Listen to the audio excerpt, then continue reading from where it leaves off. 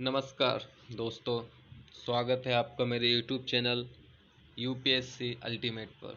और 30 minute series में आज एक छोटा सा टॉपिक और रहा था, तो सोचा कि क्यों ना कार्यपालिका के साथ इसको भी कंप्लीट कर दिया जाए, नियंत्रक एवं परीक्षक तथा महान्यायवादी का।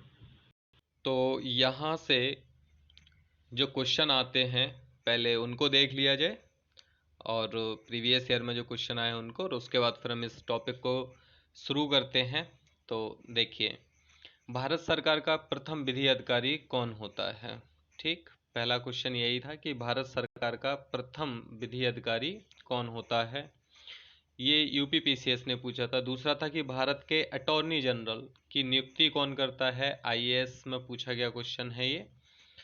और उसके बाद है, निम्नलिखित में से कौन है जो संसद सदस्य नहीं होता लेकिन यदि संसद को संबोधित करने का अधिकार होता है, यूपीपीसीएस ने इसको पूछा है। संसद के प्रत्येक सदन की कार्यवाही संसद का सदस्य ना होते हुए भी कौन भाग ले सकता है, कार्यवाही में यहाँ कौन भाग ले सकता है। केंद्र सरकार के व्यय को कौन नियंत्रित करता है और इसकी शक्ति किसमें निहित है। और निम्नलिखित में से किसके द्वारा भारत के नियंत्रक महालेखा परीक्षक के पद का सृजन किया गया था। ठीक, नियंत्रक महालेखा परीक्षक द्वारा की गई टिप्पणियों पर कार्यवाही करने की अंतिम जिम्मेदारी किसकी होती है।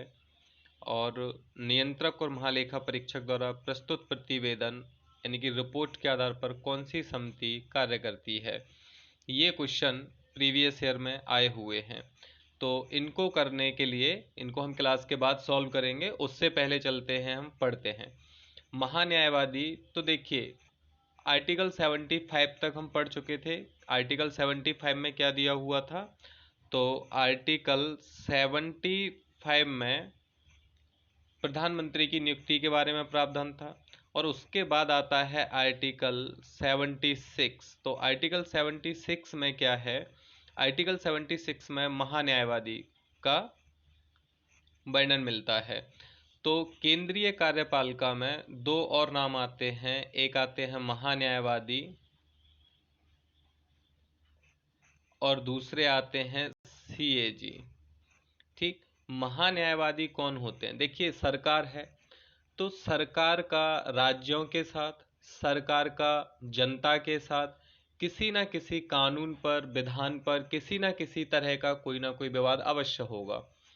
और जब विवाद होगा तो सरकार का भी कोई वकील चाहिए जो उस विवाद में सरकार का कानूनी पक्ष रख सके न्यायालयों में जाके।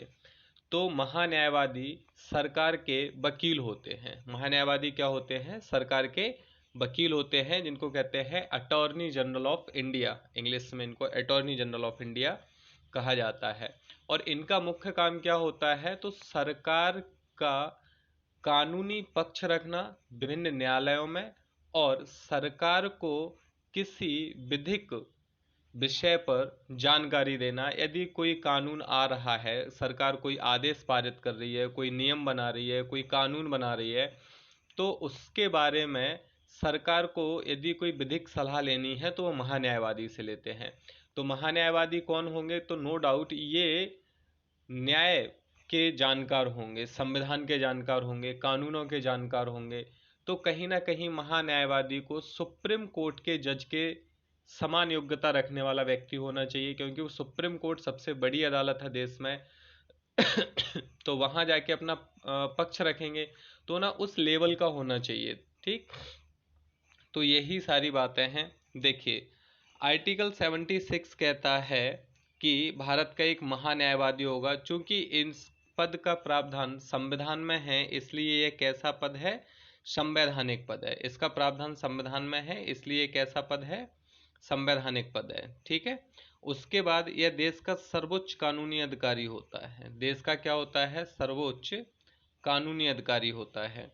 ठीक, और इनकी नियुक्ति कौन करेंगे, तो राष्ट्रपति करते हैं। और राष्ट्रपति करेंगे यानी कि सरकार के कहने पर किसी को भी जो व्यक्ति, जिस व्यक्ति के बारे में सरकार कहेगी कि इनको महान्यायवादी नियुक्त कर दीजिए, तो उनको महान्यायवादी नियुक्त कर देते हैं राष्ट्रपति।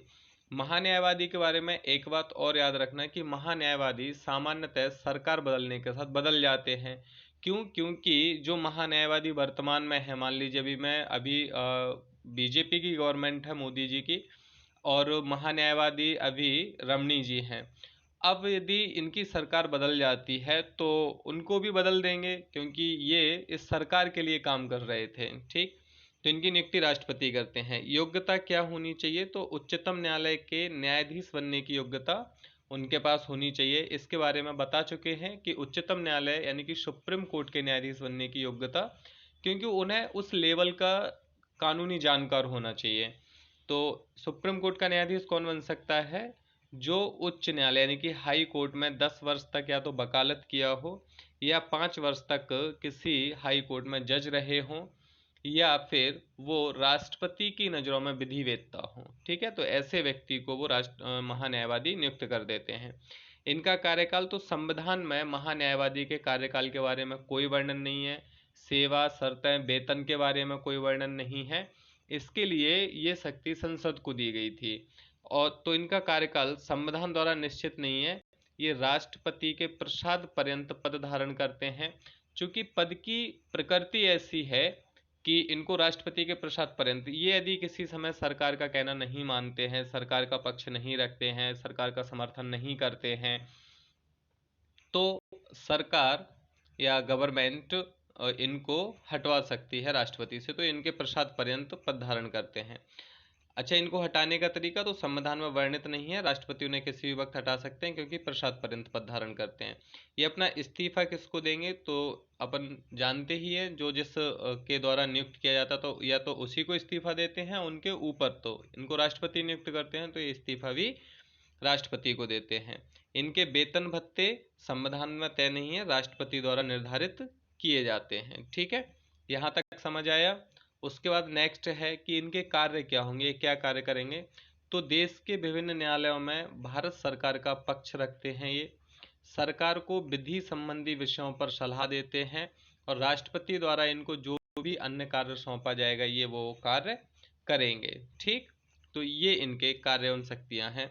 एक बात और याद रखेंगे, इनको देश के किसी भी न्यायालय में सुनवाई करने का अधिकार होगा। यानी कि किसी भी न्यायालय में ये जाके यदि सरकार का पक्ष है तो वहाँ ये सुनवाई कर सकते हैं या उसमें वकालत कर सकते हैं। इनके क्या अधिकार होते हैं महान्यायवादी के? तो महान्यायवादी को भारत के किसी भी अदालत में सुनवाई का अधिकार होगा। ठीक, उसके बाद वह संसद के दोनों सदनों में बोलने, कार्यवाही में भाग लेने के अधिकारी होते हैं। यही एकमात्र ऐसे अधिकारी या पदाधिकारी हैं जो संसद के सदस्य नहीं होते, उसके बाद भी संसद की कार्यवाहियों में, बैठकों में, समितियों में हिस्सा ले सकते हैं, बोल सकते हैं, अपना मत रख सकते हैं। लेकिन पहले की क्लास में भी बताया था कि मतदान वही कर सकते हैं जो सदन का सदस्य होगा।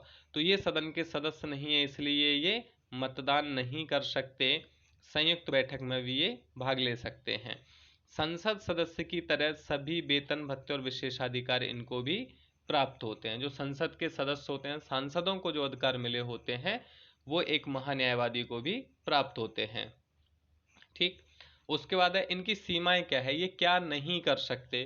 तो सरकार के खिलाफ कोई सलाह या विश्लेषण नहीं कर सकते, सरकार के खिलाफ कोई सलाह नहीं दे सकते और ना ही कोई विश्लेषण कर सकते हैं। और भारत सरकार की ओर से पेश होना है जिस विषय पर, यहाँ पे लिख नहीं पाया, जिस विषय या मुद्दे पर, जिस विषय या मुद्दे पर इनको भारत सरकार की ओर से पेश होना है उस पर कोई टिप्पणी नहीं करेंगे ये पहले से ही।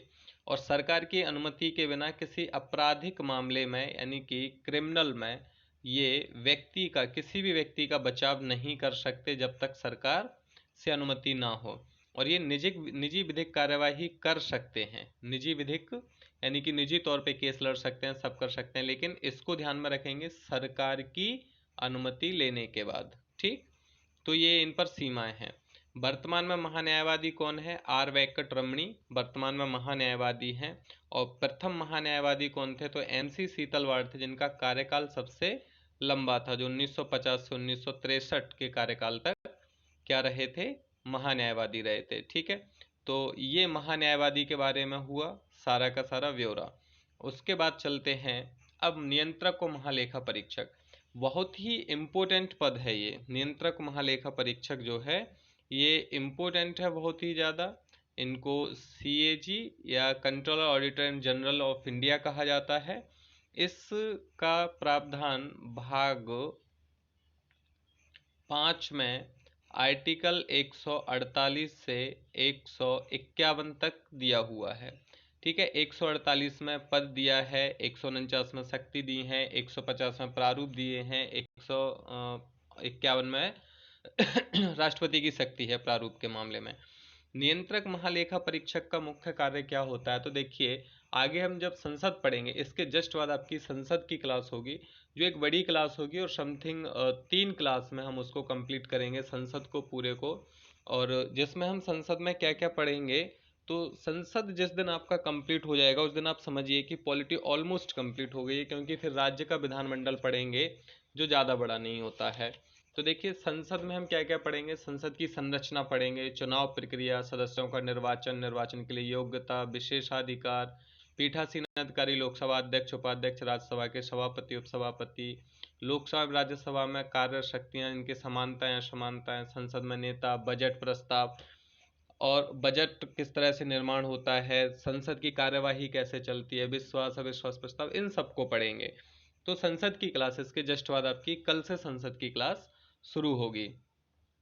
तो सीएजी क्या करते हैं, जो संचित निधि, आकस्मिक निधि और लोक लेखा निधि होती हैं, या और दूसरे जो सरकार के खर्च होते हैं, सरकार जिनमें पैसा लगाती है, उन सब का ऑडिट करना।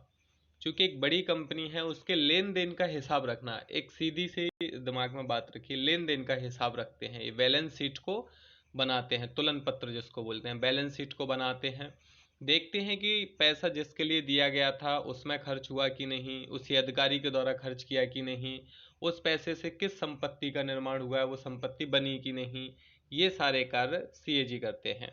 सीएजी का पद तो आज़ादी से पहले ही सृजित किया जा चुका था। तो आज़ादी से पहले ये 1858 में प्रथम महालेखाकार कार्यालय 1858 में बनाया गया था, और 1866 में इसका नाम नियंत्रक और महालेखा परीक्षक किया गया था। ठीक है, तो इसके बारे में पढ़ते हैं थोड़ा सा। यह एक संवैधानिक पद है, बिल्कुल है, क्योंकि जो जिसका वर्णन संविधान में दिया होता है वह संवैधानिक होता है। ठीक, देखिए यहाँ आपको एक चीज समझ लीजिए,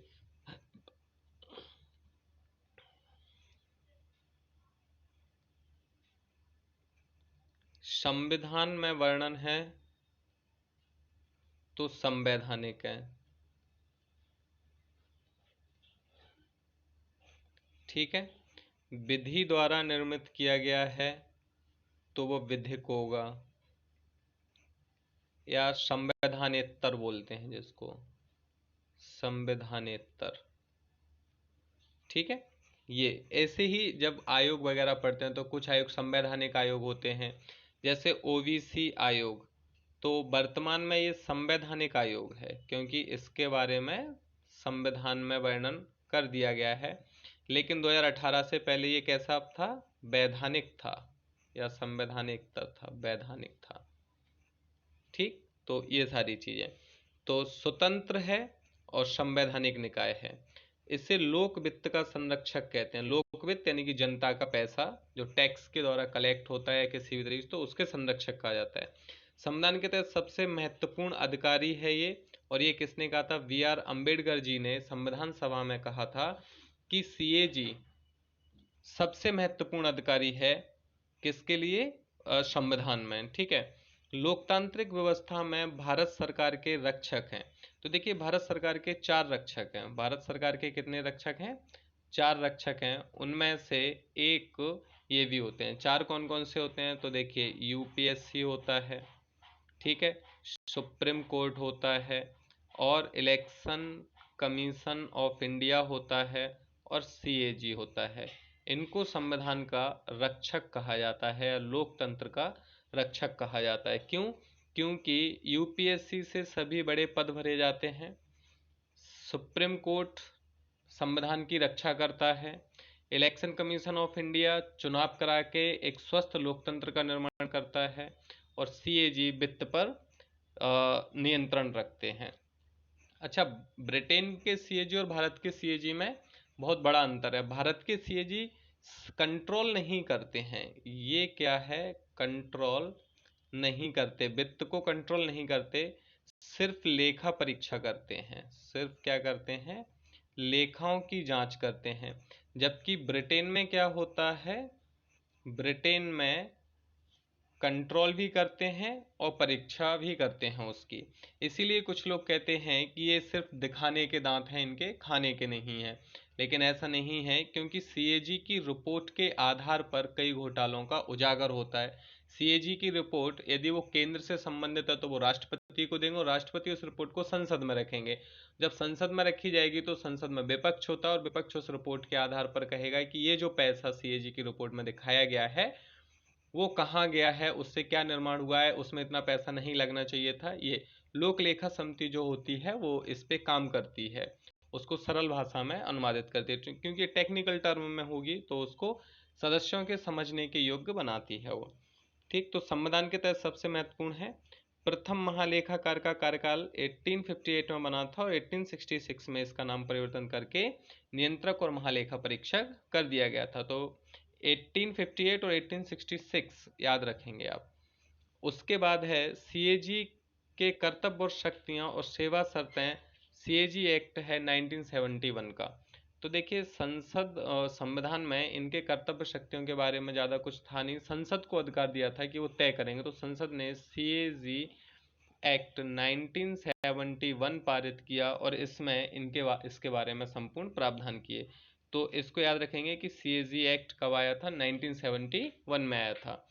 1976 में इस सीएजी एक्ट में 5 साल बाद संशोधन किया गया और सीएजी यानी कि कैग को लेखांकन कार्य से मुक्त कर दिया।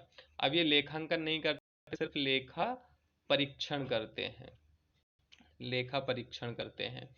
लेकिन राज्यों के लिए ये लेखांकन भी कर सकते हैं और लेखा परीक्षण भी कर सकते हैं। लेखांकन का मतलब होता है, मान लीजिए सरकार का कोई उपक्रम है, सरकार का उपक्रम है या सरकार का कोई उद्योग है, उसके लेखाओं को लिखना लेखांकन कहलाता है और उसके लिखे हुए लेखाओं की जांच करना लेखा परीक्षण कहलाता है। ठीक है, प्रथम सीएजी कौन थे, तो वी नरहरि राव पहले सीएजी थे और वर्तमान में गिरीश चंद्र मुर्मू 14th नंबर के सीएजी हैं। ठीक है, तो वर्तमान में सीएजी कौन है, गिरीश चंद्र मुर्मू हैं। इसके बाद ऑडिट बोर्ड भी बनाया हुआ है एक, इसकी सीएजी की सहायता करने के लिए एक ऑडिट बोर्ड बनाया 1968 में। 1968 में ऑडिट बोर्ड बनाया गया जो 3 सदस्य होता है 1+2 और इनकी नियुक्ति सीएजी द्वारा की जाती है। क्लियर हुआ यहाँ तक? रटना तो है ही नहीं ना, सिर्फ समझना है, मजे में कहानी है, समझते जाना है, पढ़ते जाना है। सीएजी क्यों बनाया, महत्वपूर्ण संरक्षक है वित्त के लिए। और याद रखिए, किसी को नियंत्रित करना है तो उसकी अर्थव्यवस्था पर नियंत्रण कर लीजिए, वह संपूर्ण समाज आपके नियंत्रण में आ जाएगा। आप सोच के देखिए, आप कहीं बाहर पढ़ते हैं, आपको घर से पैसे आते हैं हर महीने 10,000, 7,000, 12, 15 जो भी आते हैं। यदि किसी महीने आपका पैसा नहीं आए तो उस महीने आपके सारे के सारे खर्चे ऑटोमेटिक कंट्रोल हो जाते हैं। आपको कहीं घूमने जाना है, आप नहीं जाएंगे। आपको कुछ खाना पीना है, आप ऑटोमेटिक कम कर लेंगे। मान लीजिए कि 10,000 आता था और किसी महीने आपका 7,000 खर्चा आया।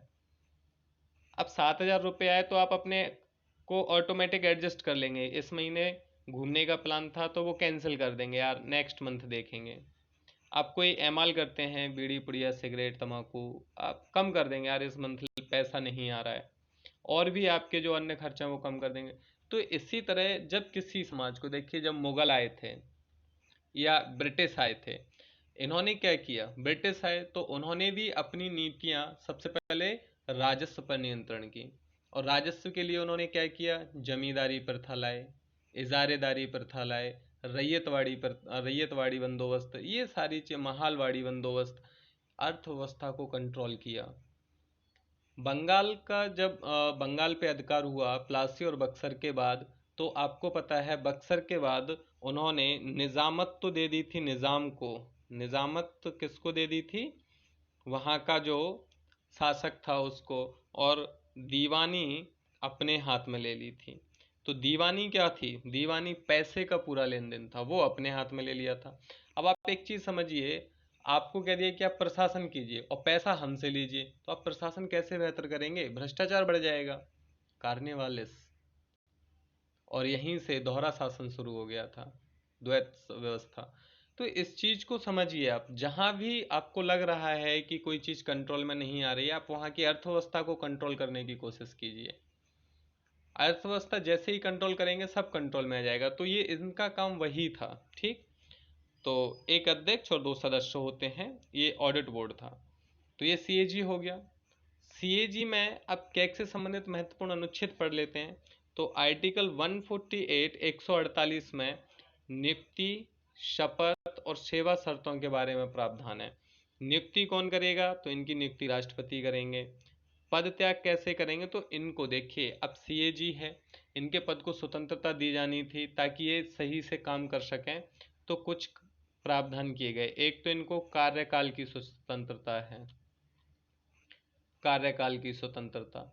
इनको ऐसे नहीं है कि ये प्रसाद पर्यंत पद धारण करते हैं, कभी भी कोई भी हटा सकता है, नहीं हटा सकते। इनको हटाने के लिए सुप्रीम कोर्ट के जज को जिस तरीके से हटाया जाता है उस तरीके से हटाया जाएगा। लोकसभा राज्यसभा के दोनों सदनों से विशेष बहुमत से प्रस्ताव पारित कराना पड़ेगा, तब इनको हटाया जाएगा। कार्यकाल की सुरक्षितता। दूसरा, इनका सारा का सारा खर्च कह दिया कि संचित निधि पर भारित होगा। किस पर भारित होगा? संचित निधि पर। और जो खर्च संचित निधि पर भारित होता है उस पर बहस नहीं होती है, वोटिंग कराई जाएगी और सीधा पास हो जाएगा। तीसरा, अलाभकारी परिवर्तन नहीं हो सकते। इनके कार्यकाल के दौरान इनके वेतन भत्तों में किसी भी तरह की कटौती सामान्य स्थिति में नहीं कर सकते, तो अलाभकारी परिवर्तन नहीं हो सकते। चौथा, इनको कह दिया कि पद त्यागने के बाद पद त्यागने के बाद पद त्यागने के बाद लाभ का पद धारण नहीं करेंगे, लाभ का पद धारण नहीं करेंगे। अब ये व्यवस्था क्योंकि मान लीजिए कि अभी कोई सीएजी है, ठीक है। अब वो जो सीएजी हैं, यदि ये व्यवस्था नहीं होती तो वो सोचेंगे सरकार के लिए काम करते हैं, सरकार के लिए अच्छा बन जाते हैं, तो सरकार हमें क्या करेगी? नेक्स्ट किसी ना किसी पद पर आसीन कर देगी। तो इस लाभ से बचाने के लिए भी कह दिया कि वो रिटायरमेंट के बाद लाभ का पद धारण नहीं करेंगे। तो ये सारे जो प्रावधान किए गए हैं, ये उनकी स्वतंत्रता को निश्चित करने के लिए किए गए हैं। याद रखिए आप, जो लिखा होता है उससे ज़्यादा सुनना और समझना, उसको दिमाग में रखा कीजिए। तो पद त्याग कैसे? सुप्रीम कोर्ट के जज के समान प्रक्रिया से इनको हटाया जाएगा। शपथ कौन दिलाएगा? तो तीसरी अनुसूची के अनुसार ये इनको शपथ राष्ट्रपति दिलाते हैं। वेतन एवं वेतन सेवा शर्तें संसद तय करेगी, जिसमें लाभकारी नहीं, अलाभकारी परिवर्तन नहीं किया सकता। और ये किस में तय किए गए?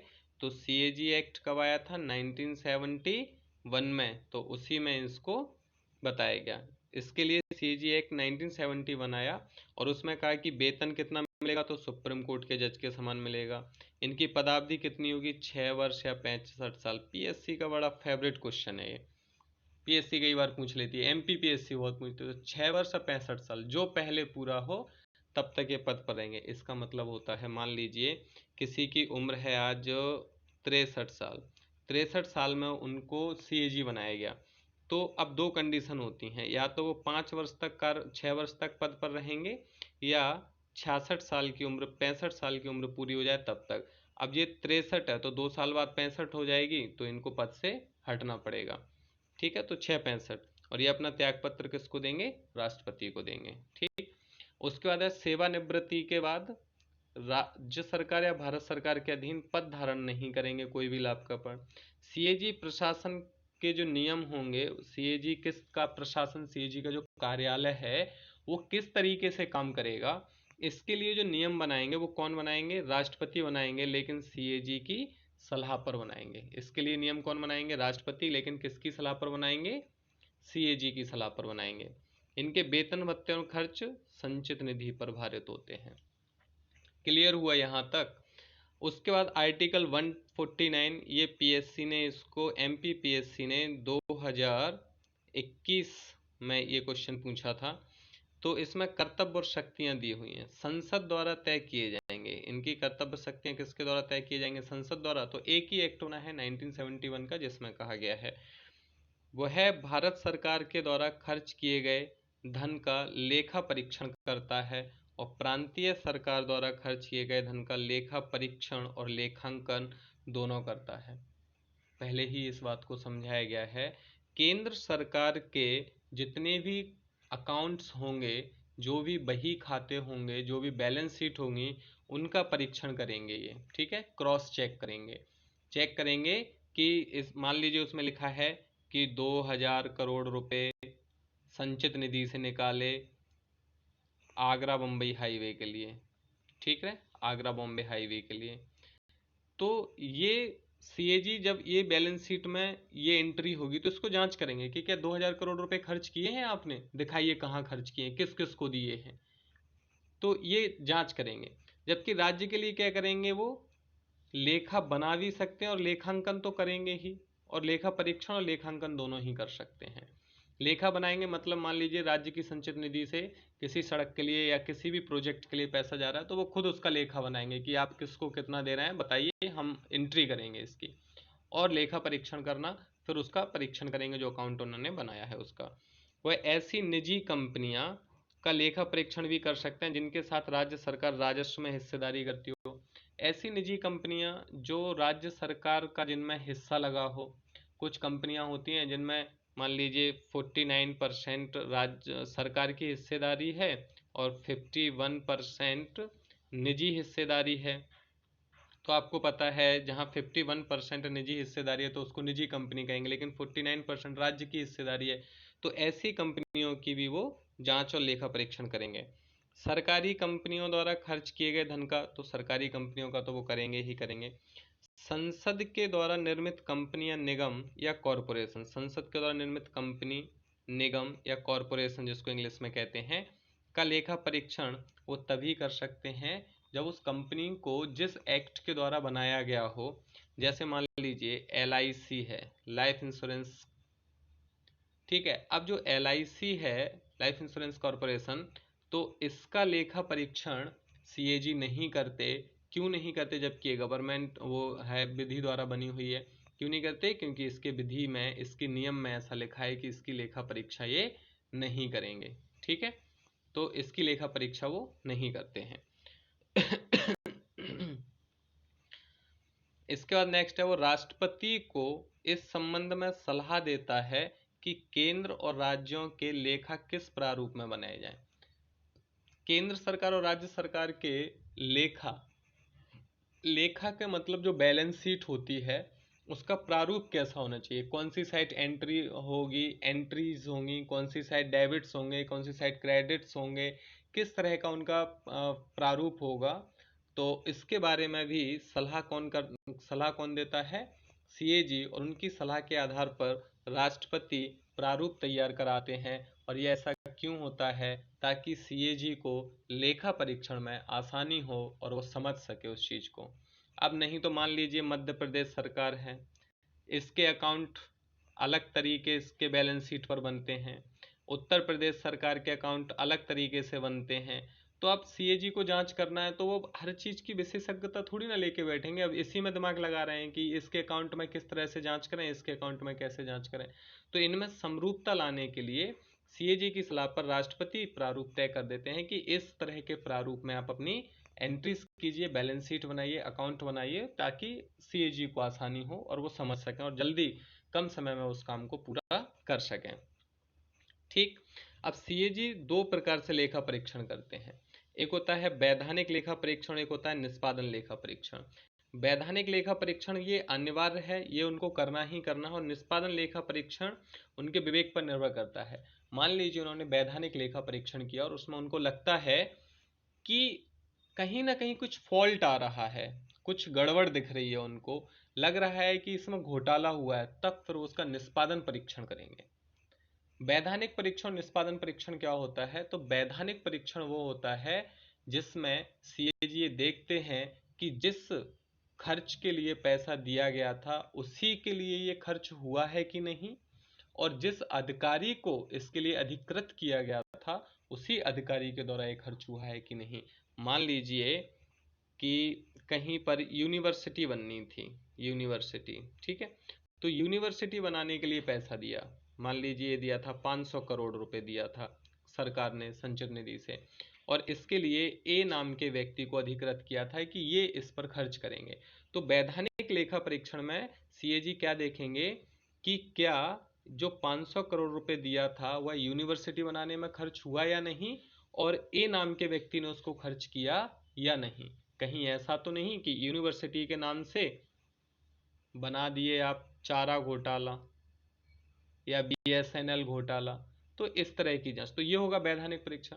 और उसका बाद निष्पादन परीक्षण। निष्पादन परीक्षण में क्या है, वो ये देखते हैं कि 500 करोड़ रुपए जो दिए थे, आपने कहा यूनिवर्सिटी बनाने के लिए 500 करोड़ चाहिए, आपने यूनिवर्सिटी कहाँ बनाई है, एग्जीक्यूशन दिखाइए। आपने 500 करोड़ रुपए जो खर्च किया है उसके एग्जीक्यूशन से, उसके खर्च करने से कहाँ यूनिवर्सिटी बनी है, आप बताइए। हॉस्पिटल के लिए दिया था, कहाँ हॉस्पिटल बनाया गया है, दिखाइए हमें। तो वो सारी चीजें उसमें जांच होंगी, उसको कहेंगे निष्पादन परीक्षण। तो जब वैधानिक परीक्षण में प्रॉब्लम आती है, उनको लगता है कि कोई फॉल्ट है, तो फिर वो निष्पादन परीक्षण करते हैं, फिर एक एक रुपया का हिसाब मांगते हैं कि आपने ये 1 रुपया किसको दिया है, इसका भी हिसाब दीजिए।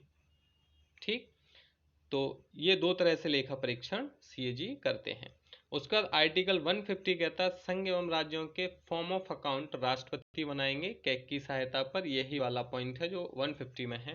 तो फॉर्म ऑफ अकाउंट कौन बनाते हैं, राष्ट्रपति बनाते हैं। सीधा सा प्रश्न पूछा जाता है यही कि संघ और राज्यों के फॉर्म ऑफ अकाउंट या लेखाओं के प्रारूप कौन बनाता है, राष्ट्रपति बनाता है। किसके सलाह पर बनाएंगे, सीएजी की सलाह पर बनाएंगे उनको। क्यों बनाएंगे सीएजी की सलाह पर, क्योंकि सीएजी को उनको ऑडिट करना है। तो सीएजी को पता होना चाहिए कि किस तरह के अकाउंट है, सब में समरूपता लाने के लिए। और आर्टिकल 151 में केंद्र सरकार की रिपोर्ट राष्ट्रपति को देंगे, जो उसे संसद में रखवाएंगे राष्ट्रपति, और राज्य संबंधी रिपोर्ट संबंधित राज्यपाल को देंगे, जो उस राज्य विधानमंडल में रखवाएंगे। ठीक है। और इसी रिपोर्ट के आधार पर विपक्ष सत्ता पक्ष से सवाल पूछता है कि सीएजी की रिपोर्ट में कहा गया है कि आपने 500 करोड़ रुपए या 2000 करोड़ रुपए सड़क निर्माण के लिए दिए या हॉस्पिटल निर्माण के लिए दिए, लेकिन या पुल बनाने के लिए दिए, आपने वो पुल कैसा बनाया जो एक बारिश में ही टूट गया। कई जगह देखते हैं बारिश तेज हुई पुल टूट गए। तो फिर विपक्ष उस पर हंगामा करके पूछता है कि आपने वो कैसे बनाए थे, अब आप हमें उसकी जानकारी दीजिए। आपने इतना पैसा खर्च कर दिया और वो पुल आपका क्यों नहीं टिका। तो ये रिपोर्ट से फायदा होता है। ठीक है। अब जब जो रिपोर्ट जाएगी संसद या विधानमंडल में, तो वहाँ चूंकि सांसद तो आपको पता है कि कैसे बने होते हैं, अधिकांश लोगों को जानकारी ही नहीं होती। तो वहाँ एक समिति होती है, लोक लेखा समिति। और ये लोक लेखा समिति जो होती है सदस्यों से मिलकर बनी होती है। संसद में इसको पढ़ेंगे कि इसमें कितने सदस्य होते हैं। ये 22 सदस्यीय समिति होती है। इसमें लोकसभा और राज्यसभा के सदस्य शामिल होते हैं। सभी अच्छे सदस्य होते हैं जिनको उस क्षेत्र की जानकारी होती है। तो लोक लेखा समिति इस रिपोर्ट पर की जांच करती है। ठीक है। और कैग को लोक लेखा समिति का गाइड, मित्र और मार्गदर्शक कहा जाता है। क्यों कहा जाता है, जब लोक लेखा समिति सीएजी की रिपोर्ट की जांच करेगी। ठीक है, जांच करेगी एवं सदस्यों के समझने योग्य बनाएगी उसको, सदस्यों के समझने योग्य बनाएगी। ठीक, कौन, लोक लेखा समिति।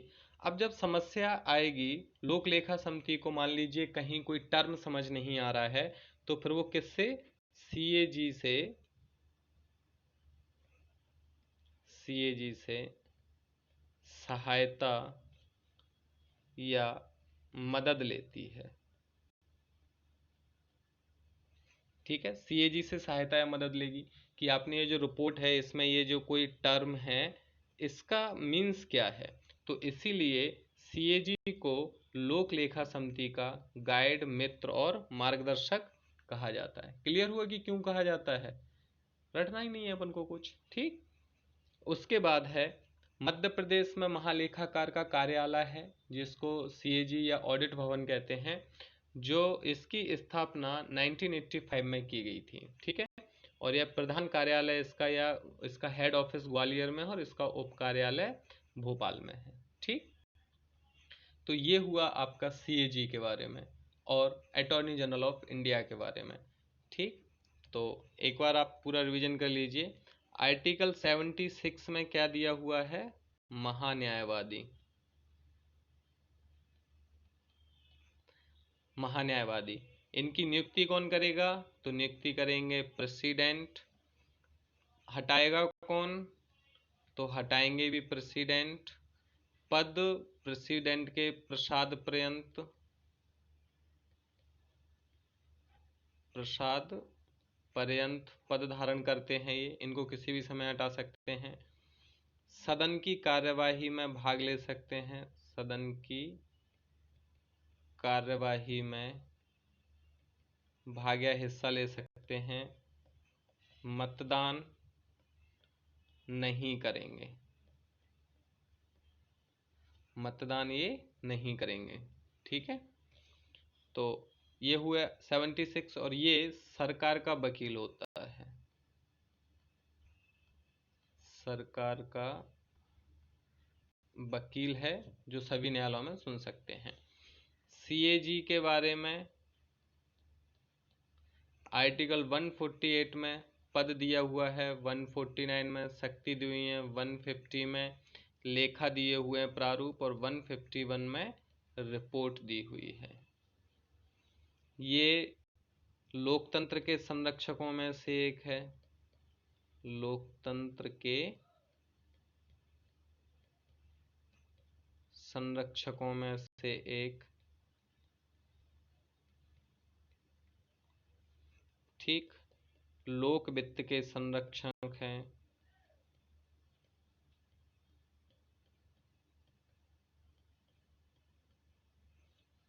अंबेडकर जी ने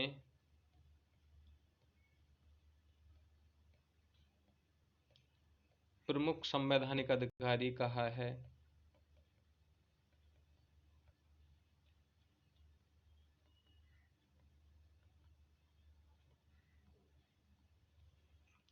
ठीक, रिपोर्ट केंद्र की रिपोर्ट राष्ट्रपति को और राज्य की रिपोर्ट गवर्नर को देंगे। ठीक है, तो ये हुए। अब इसके क्वेश्चन सॉल्व कर लेते हैं जो क्वेश्चन लिए हैं। भारत सरकार का प्रथम विधि अधिकारी कौन होता है? तो विधि अधिकारी कौन होगा अब आप बता ही देंगे, महान्यायवादी। अटॉर्नी जनरल ऑफ इंडिया की नियुक्ति कौन करता है? तो भारत के राष्ट्रपति करते हैं। निम्नलिखित में से वह कौन है जो संसद का सदस्य नहीं होता लेकिन संसद को संबोधित करने का अधिकार रखते हैं? तो अटॉर्नी जनरल ऑफ इंडिया होते हैं। संसद के प्रत्येक सदन की कार्यवाही में संसद का सदस्य ना होते भी कौन हिस्सा ले सकते हैं? महान्यायवादी ले सकते हैं।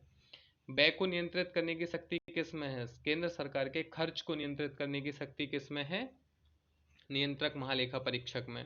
नियंत्रक महालेखा परीक्षक के पद का सृजन किया गया था तो संविधान द्वारा ही, आर्टिकल 148 में इनका है। नियंत्रक महालेखा परीक्षक द्वारा की गई टिप्पणियों पर कार्यवाही कौन करता है? अंतिम जिम्मेदारी किसकी है? तो ये भी आपको बताया था, उच्चतम न्यायालय, संसद, भारत के राष्ट्रपति, राष्ट्रीय विकास परिषद।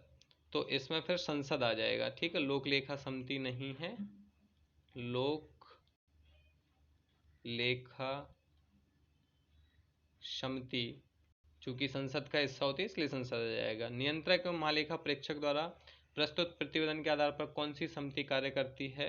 लोक लेखा समिति कार्य करती है। ठीक है, तो ये आपका यहाँ तक दो टॉपिक थे, दो अधिकारी थे मुख्य संवैधानिक अधिकारी, तो उन दोनों के बारे में कंप्लीट कराया गया है। इसके बाद आपका कल से संसद का क्लास होगा जो लगभग 3 क्लास में आपका पूरा संसद कंप्लीट कराया जाएगा। लेंथ भी समथिंग 1 घंटे के आसपास होगी उस क्लास की, ये 30-40 मिनट तक पहुंचती हैं। कोशिश की जा रही है कि आपके टॉपिक को सारगर्भित रूप से कंप्लीट कराया जाए।